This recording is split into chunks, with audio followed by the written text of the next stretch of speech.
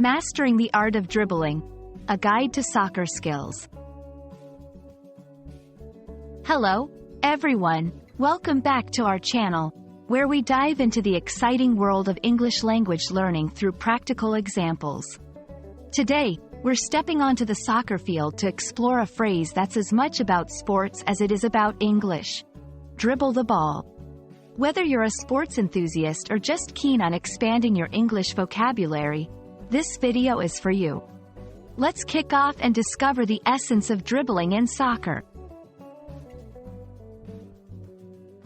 Dribbling in soccer refers to the skill of controlling and moving the ball along the field using your feet, while keeping it away from the opponents. It's a fundamental technique that combines agility, precision, and quick thinking. When someone says, "dribble the ball," they're essentially talking about moving the ball in controlled manner as you navigate through the field, avoiding opponents and creating opportunities to score or pass.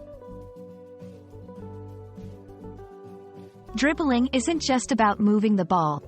It's about creating space, maintaining possession, and setting the pace of the game. A good dribbler can change the dynamics of a match, making it an invaluable skill in soccer. It's not just the action but the strategy behind it that counts, allowing players to outmaneuver their opponents and make strategic plays.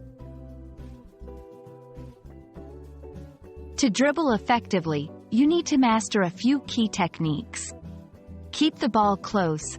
This allows for better control and makes it harder for opponents to steal it. Use both feet. Being able to dribble with both feet increases your versatility and unpredictability. Change pace and direction. Keeping your opponents guessing about your next move is crucial.